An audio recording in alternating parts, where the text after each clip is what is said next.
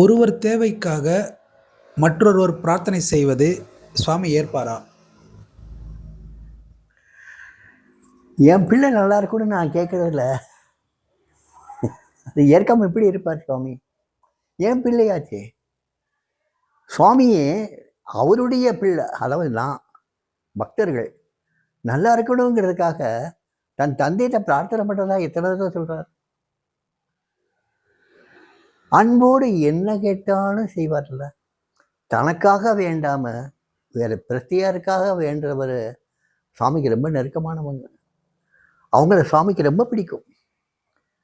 சுவாமி ஒரு தடவை சொன்னார், ஜனார்தனன் தனக்காக இந்த பிச்சைக்காரன்ட்ட வரல, யாரோ ஒருத்தர் நலமாக வாழணுங்கிறதுக்காக இந்த பிச்சைக்காரன்ட்ட வந்தான். அதனால இந்த பிச்சைக்காரன் ஜனார்தனனை எப்பயுமே நினைச்சுக்கிட்டு இருக்கான். ஸோ இந்த மாதிரி நிறைய பேர் தனக்காக வராமல், தனக்காக வேண்டிக்காமல், தன்னுடைய குடும்பத்துக்காகவோ இல்லைடா தன்னுடைய நண்பர்களுக்காகவோ தன்னுடைய உறவுகளுக்காகவோ இல்லை நாட்டுக்காக கூட. ஒரு சாது வந்தார், காந்தியவாதி. அவர் அந்த காந்தியவாதி ரொம்ப சோர்வாக சாமி முன்னாடி உட்கார்ந்தார். சாமியை பார்த்தா எப்பயுமே மகிழ்ச்சியாக இருக்கக்கூடிய அந்த காந்தியவாதி அன்னைக்கு ரொம்ப சோர்வாக இருந்தார்.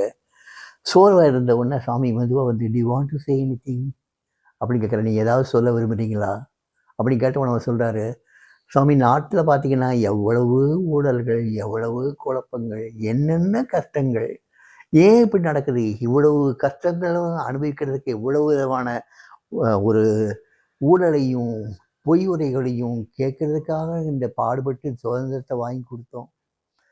ரொம்ப வருத்தமாக இருக்குது சாமி, இந்த நாடு எங்கே போகுதுன்னே தெரியல சாமி அப்படின்னு சொல்லும்போது, சாமி அவர் பக்கத்தில் ஏத்தாப்புல உட்காந்துட்டு அவர் கையை எடுத்து தான் கையில் வச்சு தடவி கொடுத்துட்டே இருந்து சொல்கிறாரு, சரியாயிடும், இது ஒரு சிறிய பகுதி, ஆனால் பெரும்பகுதி நம்ம கண்ணில் அப்பா காட்டல, அந்த பெரும்பகுதி இன்னைக்கு வரைக்கும் பவித்திரமாக இருக்குது, நல்லா இருக்குது, அது எப்பயுமே இருக்கும், இந்த உலகத்துக்கே வழிகாட்டியாக நம்ம நாடு தான் இருக்க போகுது, இந்த வசதிகள் இந்த குறைபாடுகள் எல்லாம் ரொம்ப சின்ன விஷயங்கள், இதெல்லாம் அப்பா சரி பண்ணிடுவார், நீங்கள் கவலைப்படாதீங்க, நீங்கள் கவலைப்பட வேண்டிய அவசியமே இல்லை, இது எல்லாமே சரியாயிடும், ஒரு பெரும்பகுதி இன்னைக்கும் உலகத்துக்கு வழிகாட்டிக்கிட்டு தான் இருக்குது, இந்த பூமி ஞானிகள் விளையாடக்கூடிய பூமி, அதனால் நீங்கள் வருத்தப்படாதீங்க ஐயா, நீங்கள் வருத்தப்படக்கூடாது, சந்தோஷமாக இருங்க, நல்லா இருங்க, இந்த பூமியில் பிறக்கிறதுக்கே நம்ம பெரிய தபம் இருந்திருக்கணும்,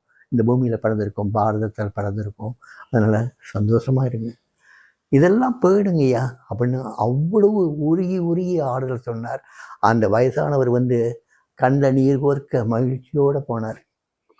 ஸோ தனக்காக வேண்டவனை சாமிக்கு பிடிக்காதுன்னே சொல்லலாம்.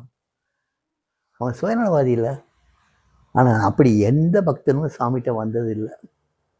சாமிகிட்ட வந்தவன்லாம் தன் குடும்பம் நல்லா இருக்கணும்னு நினச்சி வருவான்ல, தன் மனைவி மக்கள் நல்லா இருக்கணும்னு நினச்சி வருவான்ல, தன் தாய் தகப்ப நல்லா இருக்குன்னு நினச்சி வருவான்ல, தன் உடம்படுத்த சகோதரர்கள் நல்லா இருக்குன்னு நினச்சி வருவான்ல, தன்னுடைய குடும்பத்தில் உள்ள குறைபாடுகள் தனக்கே வரக்கூடிய கஷ்டங்களாக இருந்தாலுமே அதுக்கும் 4 சார்புள்ளவங்க பேரை சொல்லித்தானே சொல்லுவான்.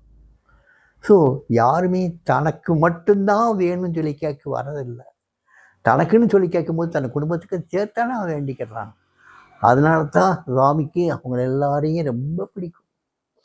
சாமிக்கு பிடிச்சவங்கள நீங்கள் எல்லாம் எடுத்து பார்த்தீங்கன்னா சன்னியாசிகளை விட இல்லறவாசிகளை தான் சாமிக்கு ரொம்ப பிடிக்கும். ஏன்னா இல்லறவாசிகள் தான் மற்றவங்களுக்காகவே கேட்பாப்புல, சன்னியாசிகள் தன்னுடைய ஆத்ம வளர்ச்சிக்கு மட்டும்தான் கேட்பாங்க, அதனால் அவங்களுக்கு கொஞ்ச நேரம் தான். ஆனால் இல்லறவாசிகளுக்கு நாட்கணக்காக சாமி உடனே இருந்து ஆறுதல் கொடுத்து அவங்களையும் உன்னதமான நிலைமைக்கு கூட்டு போவார். அதனால் எப்பயுமே அடுத்தவங்களுக்காக வர்றவங்கள சாமிக்கு ரொம்ப பிடிக்கும்.